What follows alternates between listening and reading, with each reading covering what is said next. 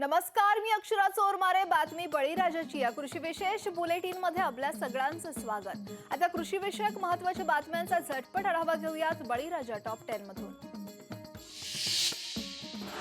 जळगावच्या केळ्यांची मागणी घटली आणि उत्तरेतल्या थंडीमुळे केळ्यांची मागणी कमी झाली आहे. केळ्यांच्या भावात मोठी घसरण झाली आहे आणि उत्तर भारतासह जम्मू काश्मीरमध्ये जळगावच्या केळीची मोठ्या प्रमाणात मागणी आहे. मात्र सद्यस्थितीत हिमवृष्टीमुळे मागणी घटल्यानं केळीच्या भावात घट झाली आहे आणि केळी बाजारात मंदी राहण्याची शक्यता व्यापाऱ्यांनी वर्तवली आहे. नवी मुंबईतील एपीएमसी मार्केटमध्ये सध्या कांद्याची आवक वाढायला सुरुवात झाली आहे. मात्र व्यापाऱ्यांच्या मते कांद्याचे भाव स्थिर असले तरी कांद्याचे भाव वाढले आहेत असं ग्राहकांचं म्हणणं आहे आणि त्यांनी नाराजी व्यक्त केली आहे. तर 40 रुपये किलोनं मिळणारे कांदे आता 50 रुपयांना मिळत आहेत आणि त्यामुळेच ग्राहकांनी फाट फिरवली आहे. तर दुसरीकडे सध्या नवीन कांदा येत असल्यानं भाव वाढत चालले आहेत असं व्यापाऱ्यांचं म्हणणं आहे. कापसाला योग्य भाव मिळत नसल्यानं शेतकऱ्यांनी कापसाची विक्री रोखली आहे. छत्रपती संभाजीनगरमध्ये शेतकऱ्यांनी कापसाची विक्री रोखली आहे आणि कापसाला योग्य भाव मिळत नसल्यानं विक्री थांबवण्यात आली आहे. दरवाढ दिली नसल्यानं शेतकऱ्यांमध्ये नाराजी पाहायला मिळते आहे. तर कापसाला 10,000 रुपये प्रति क्विंटल भाव देण्याची मागणी शेतकरी करतायत. नाशिक जिल्ह्यातील नुकसानीचा अंतिम अहवाल शासनाकडे सादर करण्यात आला आहे. नाशिक जिल्ह्यातील 1,316 गावं बाधित असून 65,849 शेतकरी बाधित आहेत. कोरडवाहू, बागायत आणि बहुवार्षिक फळपिकांखालील क्षेत्राचा अहवालात समावेश आहे. तर द्राक्ष, कांदा, गहू, ऊस आणि भात यासह विविध पिकांचं मोठं नुकसान झालंय. अवकाळी पावसाचा नुकसानीचा अंतिम अहवाल हा सादर करण्यात आलाय. वाशिम जिल्ह्यात गेल्या आठवड्यात परिसरात झालेल्या अवकाळी पावसानं शेती पिकांचं मोठं नुकसान झालंय. तर काही शेतात कापसाच्या बोंडअळी आल्यानं बोंड्या सडल्यात आणि त्यामुळे शेतकरी हतबल झालाय. त्यांना आता मदतीची अपेक्षा आहे. संबंधितांना लक्ष देऊन शेतकऱ्यांच्या पिकाची पाहणी करून त्यांना मदत देण्याची मागणी शेतकऱ्यांमधून केली जाते. मराठवाड्यातील 7 लाख हेक्टर क्षेत्र पेरणीविना आहे. दुष्काळी परिस्थितीमुळे मराठवाड्यातील रब्बीचं पेरणी क्षेत्र घटलंय. मराठवाड्यातील 8 जिल्ह्यात 7,35,000 हेक्टरवर अजूनही रब्बी पेरणी झालेली नाहीये. तर शेतकऱ्यांचं त्यामुळे प्रचंड नुकसान होत आहे आणि म्हणूनच शेतकरी सरकारकडे नुकसान भरपाईची मागणी करतायत. गेल्या काही दिवसांपासून मनमाड, लासलगावसह नाशिक जिल्ह्यातील बाजार समित्यांमध्ये कांद्याला योग्य भाव मिळत होता आणि त्यामुळे शेतकऱ्यांमध्ये समाधानाचं वातावरण असतानाच आज मात्र लाल कांद्याच्या सरासरी भावात क्विंटल मागे 600 रुपयांची तर उन्हाळ कांद्याच्या भावात 300 रुपयांची घसरण झाली आहे. आवक कमी होऊन देखील भावात अचानक मोठी घसरण झाल्यानं शेतकरी हवालदिल झाले आहेत. सिंधुदुर्ग जिल्ह्यात आंबा, काजूच्या झाडांवर मोहर डबरलाय. मात्र सध्या अवकाळी पाऊस आणि ढगाळ हवामानामुळे आंबा तसंच काजू झाडांवर किडीचा प्रादुर्भाव पाहायला मिळतोय. मोठ्या प्रमाणात किडीनं मोहरावर आणि पालवीवर आक्रमण केलंय आणि त्यामुळेच उत्पन्नात घट होण्याची दाट शक्यता आहे. आधीच आंबा, काजू पिकाला बाजारभाव मिळत नाही आणि त्यातच उत्पन्न कमी होण्याच्या शक्यतेनं यंदा देखील सिंधुदुर्ग जिल्ह्यातील बागायतदार धास्तावलेत.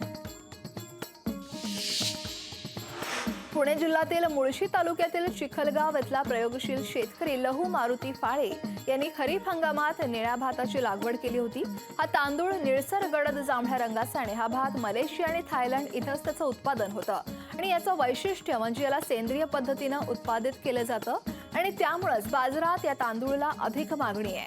तर सेंद्रिय निळा तांदूळ हा आरोग्यवर्धक असून यात लोह, झिंक, कॅल्शियम आणि भरपूर प्रमाणात अँटीऑक्सिडंट असून हा तांदूळ मधुमेह असणाऱ्या रुग्णांसाठी उपयोगी आहे आणि हृदयरोग आणि कर्करोगासारख्या आजारांना ग्रासलेल्या रुग्णांसाठी गुणकारी आहे.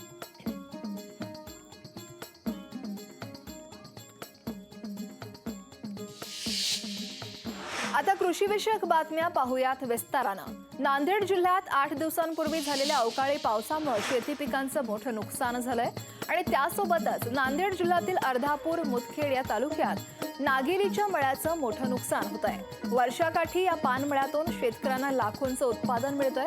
पण 8 दिवसांपासून नांदेड जिल्ह्यात अवकाळीसह गारपीट झाली आहे आणि या अवकाळी पावसामुळे नागेली पानाचे मळे आडवे पडले आहेत आणि त्यामुळेच नागेली पान उत्पादक शेतकऱ्यांचं मोठं नुकसान झालंय.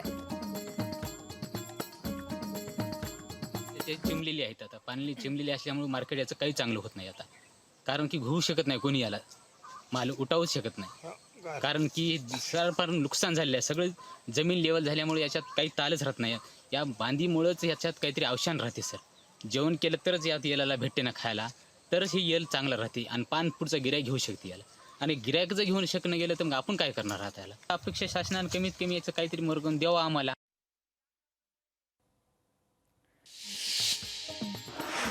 तर पुणे जिल्ह्यातील मुळशी तालुक्यातील चिखलगाव इथले प्रयोगशील शेतकरी लहू मारुती फाळे यांनी खरीप हंगामात निळ्या भाताची लागवड केली होती. हा तांदूळ निळसळ गडद जांभळ्या रंगाचा आहे आणि हा भात मलेशिया आणि थायलंड इथंच उत्पादित होतो. याचं वैशिष्ट्य म्हणजे याला सेंद्रिय पद्धतीनं उत्पादित केलं जातं आणि त्यामुळेच बाजारात या तांदूळाला अधिक मागणी आहे.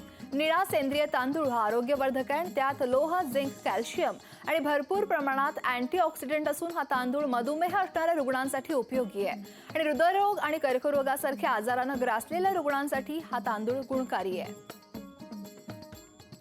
तालुका कृषी अधिकारी श्रीयुत खाडेसाहेब विरनक साहेब यांनी नवीन प्रयोग करण्यासाठी निळ्या भाताचे बियाणे आणून दिले. ते आम्ही रोपे तयार केली आणि शेतामध्ये लागवड केली आणि आता त्याचे तांदूळ पण निळेच निघाले आहेत. त्या तांदळाचे मुख्य फायदे म्हणजे त्यामध्ये भरपूर प्रमाणात लोह, झिंक, कॅल्शियम आहेत. त्याचबरोबर अँटीऑक्सिडंट पण आहे. त्यामुळे ते याचा औषधी गुणधर्म असल्यामुळे ते कॅन्सरला प्रतिरोधक आहे. त्यामुळे शहरातील लोक येथे येऊन ह्याला खूप मागणी करत आहेत. बातमी पालघरमधून. पालघर जिल्ह्यात आदिवासी विकास महामंडळामार्फत भात खरेदी सुरू करण्यात आली नसल्यानं जिल्ह्यातील शेतकऱ्यांकडून नाराजी व्यक्त केली जाते. पालघर जिल्ह्यात तयार होणारा तांदूळ हा आदिवासी विकास महामंडळालाच विक्री करणं बंधनकारक आहे आणि त्यामुळे दरवर्षी जिल्ह्यात पावसाळ्यात 75,000 हेक्टरपेक्षा जास्त क्षेत्रावर पिकणारा तांदूळ हा नोव्हेंबर महिन्याच्या सुमारास आदिवासी विकास महामंडळाकडून खरेदी केला जातो. शेतकऱ्याचा भात आता झोडून खळ्यावर तयार आहे. खरं तर गेल्या वर्षी लवकर सुरू झालेली खरेदी यंदा अजूनपर्यंत सुरू झालेली नाही. त्याच्यामुळेच आम्ही आज मनोर येथील कार्यालयात आलेलो आहोत आणि उंदीर, घुशी किंवा मोकाट गुरांमुळे शेतकऱ्यांचं अतोनात नुकसान होतंय. त्याचबरोबर मियांग वादळाचं सावट किंवा अवकाळी पावसाचं सावट असल्यामुळे कधीही पाऊस पडू शकतो आणि पाऊस पडल्यामुळे शेतकऱ्यांचं नुकसान होणार आहे. म्हणून लवकरात लवकर ही खरेदी सुरू झाली पाहिजे. तसंच दर्जेदार बारदान शेतकऱ्याला मिळालं पाहिजे. सिंधुदुर्ग जिल्ह्यात आंबा काजूच्या झाडांवर मोहर डबरलाय. मात्र सध्या अवकाळी पाऊस आणि ढगाळ हवामानामुळे आंबा तसंच काजू पिकांवर किडीचा प्रादुर्भाव पाहायला मिळतोय. मोठ्या प्रमाणात किडीनं मोहरावर आणि पालवीवर आक्रमण केलंय आणि त्यामुळे उत्पन्नात घट होण्याची दाट शक्यता आहे. आधीच आंबा काजू या पिकाला बाजारभाव मिळत नाही आणि त्यातच उत्पन्न कमी होण्याच्या शक्यतेनं यंदा देखील सिंधुदुर्ग जिल्ह्यातील बागायतदार धास्तावलेत. आता जो अवकाळी पाऊस अजून थोडाफार पावसाचा अजून पडण्याची शक्यता आहे आणि जे मोहर आलेला आहे तो मोठ्या प्रमाणात काजूला आणि आंब्याला कीड लागलेली आहे. त्याच्यामुळे मोठ्या प्रमाणात औषधांचे हजार 2,000 रुपये औषधांच्या किमती त्या मारून हे पीक संरक्षित जरी केलं तरी होणारं नाही आणि शेतकरी फार अडचणीत आहे. तर रोहन नाईक आमचे प्रतिनिधी या संदर्भात अधिक माहिती देण्यासाठी आपल्यासोबत जोडले गेलेत.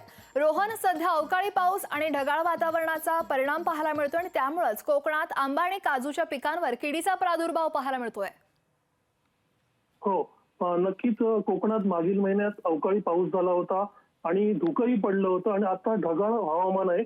त्यामुळे मागील महिन्यात जो आंबा आणि काजू पिकाला जो मोहर धरला त्याला आता किडीचा प्रादुर्भाव झाला दिसून येतोय. कारण हा महत्वाचा टप्पा असतो की यामुळे फळधारणा होते, परंतु किडीचा प्रादुर्भाव झाल्यामुळे आता आंबा बागायतदार असतील, काजू बागायतदार असतील यांची चिंता वाढलेली आहे. कारण दरवर्षीच हा जो प्रॉब्लेम असतो तो कोकणातील शेतकऱ्यांना किंवा विशेष करून सिंधुदुर्गातील बागायतदार वर्गाला असतो. त्यामुळे आंबा आणि काजूचं मोठं नुकसान होतं. त्यामुळे यावेळी सुद्धा असं नुकसान होतं अशी दाट शक्यता आहे. त्यामुळे सिंधुदुर्ग जिल्ह्यातील बागायतदार धास्तावलेत. नक्कीच, धन्यवाद रोहन दिलेल्या माहिती संदर्भात.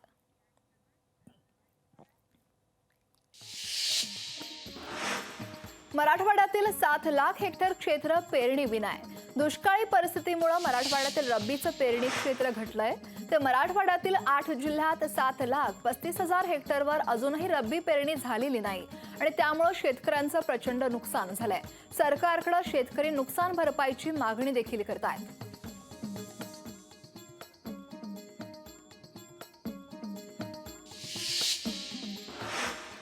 गुजरात आणि राजस्थानचे डाळिंब हे बाजारात आल्यानं महाराष्ट्रात पिकणाऱ्या डाळिंबाची मागणी घटलेली पाहायला मिळते आणि त्यामुळे दरात प्रति किलो 10 ते 15 रुपयांची घसरण झाली आहे.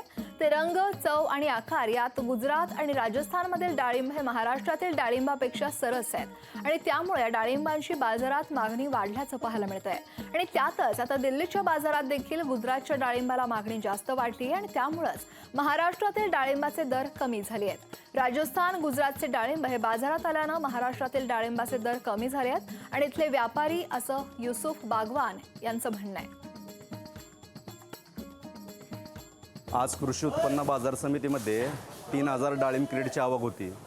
चांगल्या प्रतीचा माल 40 रुपये, गुटी 100 ग्राम आणि वर 300-350 ग्रामचा माल 100 रुपये 110 रुपयेपर्यंत गेला आहे. आणि जी 2 नंबर प्रतीचा जी माल आहे ती 25 रुपयापासून 50-55 रुपयेपर्यंत गेला आहे. आणि जी हलका माल आहे, ज्यूसवाला माल, ती माल 10 रुपयापासून 30 रुपयेपर्यंत गेला आहे. गुजरात आणि राजस्थान मार्केट चालू झाल्यामुळे महाराष्ट्राच्या मालाची त्या हिशोबाने क्वालिटी नसल्यामुळे थोडं बाजार एक 8 दिवसाच्या हिशोबाने आज जरा थोडा डाऊन झाला आहे 5-10 रुपयानं. जळगावच्या केळ्यांची मागणी घटल्याचं पाहायला मिळतंय. उत्तरेतल्या थंडीमुळे केळ्यांची मागणी कमी झाली आहे तर केळ्यांच्या भावात मोठी घसरण झाली आहे. उत्तर भारतासह जम्मू काश्मीरमध्ये जळगावच्या केळीची मोठ्या प्रमाणात मागणी होती. मात्र सद्यस्थितीत हिमवृष्टीमुळे मागणी घटल्यानं केळीच्या भावात मोठी घट झाली आहे तर केळी बाजारात मंदी राहण्याची शक्यता देखील व्यापाऱ्यांनी वर्तवली आहे. गेल्या काही दिवसांपासून मनमाड, लासलगावसह नाशिक जिल्ह्यातील बाजार समित्यांमध्ये कांद्याला योग्य भाव मिळत होता आणि त्यामुळेच शेतकऱ्यांमध्ये समाधानाचं वातावरण होतं. पण आज मात्र लाल कांद्याच्या सरासरी भावात क्विंटल मागे 600 रुपयांची तर उन्हाळ कांद्याच्या भावात 300 रुपयांची घसरण झाली आहे. आवक कमी होऊन देखील भावात अचानक मोठी घसरण झाल्याचं पाहून शेतकरी हवालदिल झालाय.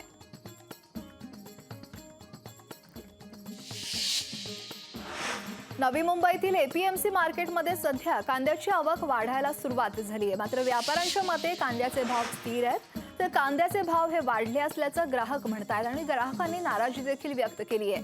तर 40 रुपये किलोनं मिळणारे कांदे आता 50 रुपयांवर पोहोचले आहेत आणि त्यामुळेच ग्राहकांनी पाठ फिरवली आहे. तर दुसरीकडे सध्या नवीन कांदा येत असल्यानं भाव वाढतायत असं व्यापाऱ्यांचं म्हणणं आहे.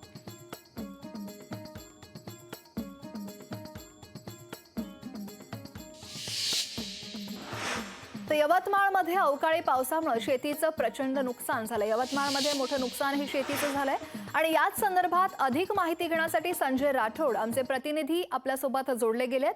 संजय, यवतमाळमध्ये अवकाळी पावसामुळे शेतीचं प्रचंड नुकसान झालंय. कोणत्या पिकांचं आणि किती प्रमाणात नेमकं नुकसान झालंय? नक्कीच यवतमाळ जिल्ह्यामध्ये अतिवृष्टीचा महा जे आहे तिथे या ठिकाणी मोठ्या प्रमाणात अतिवृष्टी झाली आणि अतिवृष्टीने अनेक शेतकरी जे आहेत उद्ध्वस्त झाले. एकंदरीत पाहिलं तर खरीप पिकाचं मोठ्या प्रमाणात या ठिकाणी नुकसान झाल्याने शेतकरी विवंचित सापडलेला आहे. 3 लाख हेक्टरवरती जर पाहिलं तर या ठिकाणी मोठं नुकसान झालेलं आहे. एकंदरीत कापसाचा असेल, सोयाबीन असेल, तूर असेल, उडीद असेल, मूग असेल, असे बाजरा असेल, असे अनेक पिकं जे आहेत अतिवृष्टीमुळे पूर्णतः नैनाट झालेले आहे. शेतकऱ्यांच्या बांधापर्यंत अनेक दिवसापर्यंत जे आहेत अधिकारी पोहोचले नव्हते आणि आता सुद्धा जे आहेत रब्बी पिकामध्ये मोठा पाऊस आल्याने आता सुद्धा मोठं नुकसान शेतकऱ्याचं झालं. एकंदरीत पाहिलं तर केळी असेल किंवा कोबी जहर असेल किंवा भाजीपाला असेल, असे अनेक पिकाचे नैनाट झालेला आहे. एकंदरीत आतापर्यंत जे प्रशासन आहे शेतकऱ्यांच्या बांधापर्यंत पोहोचलं नाही.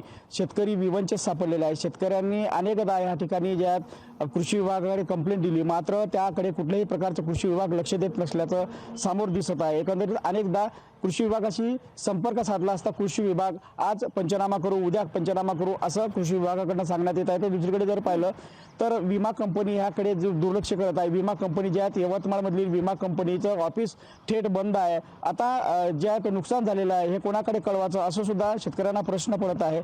शेतकरी विवंचित सापडलेला, कापसाचं पीक हाती आलेलं होतं, मात्र अवकाळी पावसाने पूर्णतः जे कापूस आहे पूर्णतः नैनाट झालेला आहे. शेतकरीने जे आहे तर मोठ्या मदारीने जे आहे आपला कापूस टाकला होता, त्यानंतर जे आहे तूर लावली होती, मात्र तूर पूर्ण 1.5 लाख हेक्टरवर जी तूर होती ही तूर पूर्णतः नैनाट झालेली आहे. शेतकऱ्यांच्या शेतापर्यंत खरंच आतापर्यंत शेतकऱ्यांनी पोचायचं जे आहे कृषी विभागाने पोचायला पाहिजे होतं, मात्र आतापर्यंत त्या ठिकाणी जे आहे कृषी विभाग पोहोचलं नाही अशी ओरड सुद्धा या ठिकाणी ज्या शेतकऱ्याच्या वतीने करण्यात येत आहे. नक्कीच संजय, खरं तर हिवाळी अधिवेशनाला आजपासून सुरुवात झाली. अनेक मुद्दे अधिवेशनात गाजतायत आणि खास करून अवकाळी पाऊस हा मुद्दा अग्रक्रमावर आहे. आणि आजच कॅबिनेट बैठकीनंतर सरकार हे शेतकऱ्यांच्या बांधावर पोहोचलं होतं. यवतमाळमध्ये नेमकी प्रशासनाची भूमिका काय आहे? नक्की एकंदर पाहिलं तर या ठिकाणी अनेकदा प्रशासनाकडे शेतकऱ्यांनी वारंवार आपल्या कंप्लेंट केल्या असेल, तक्रार केली, मात्र कुठल्याही प्रकारचं या ठिकाणी ज्यात प्रशासन पोहोचलं नाही. एकंदरीत पाहिलं तर कृषी मंत्री आले, महसूल मंत्री आले आणि महसूल मंत्री येऊन फक्त रेस्ट हाऊसवर थांबले, त्यानंतर गेले.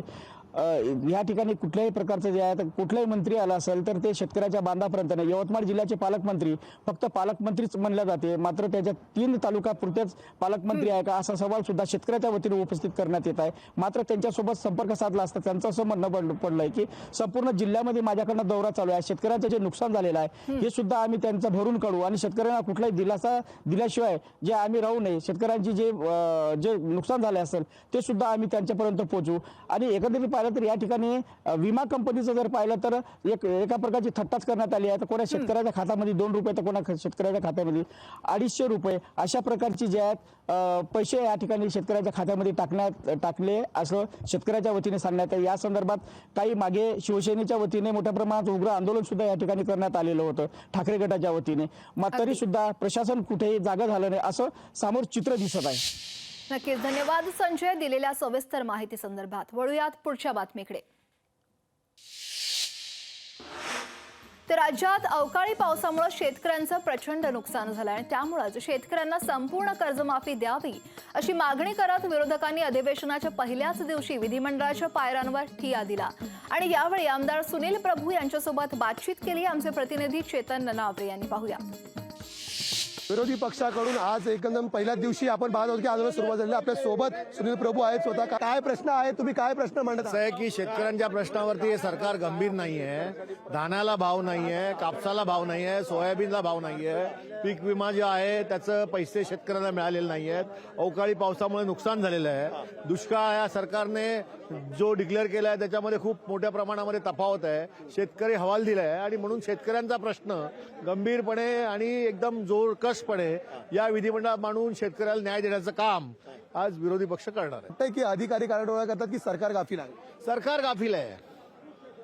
पण एकंदरीत आता कृषी मंत्र्यांचं म्हणणं होतं की एक फॉर्मॅट आहे, त्या फॉर्मॅटामध्ये कुठेतरी भरून द्या. सरकार सगळं म्हणतं परंतु शेतकऱ्यांना काही देत नाही. हे सरकार बोल घेवडं आहे, बोलाची कडी आणि बोलाचा भात. आणि यासोबतच बातमी बळीराजाची. या बुलेटिनमध्ये वेळ झाली इथेच थांबण्याची. मात्र या बुलेटिन विषयी तुमच्या काही सूचना असतील, शेतीविषयी काही प्रश्न असतील तर आम्हाला 9619026483 या क्रमांकावर तुमचा प्रश्न अगदी थोडक्यात व्हिडिओ स्वरूपात पाठवू शकता.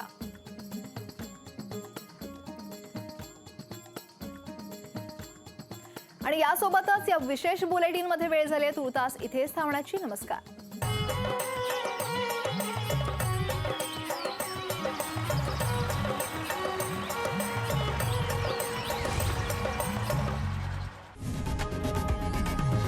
लोकशाही मराठी ऐका, पहा, जागरूक रहा.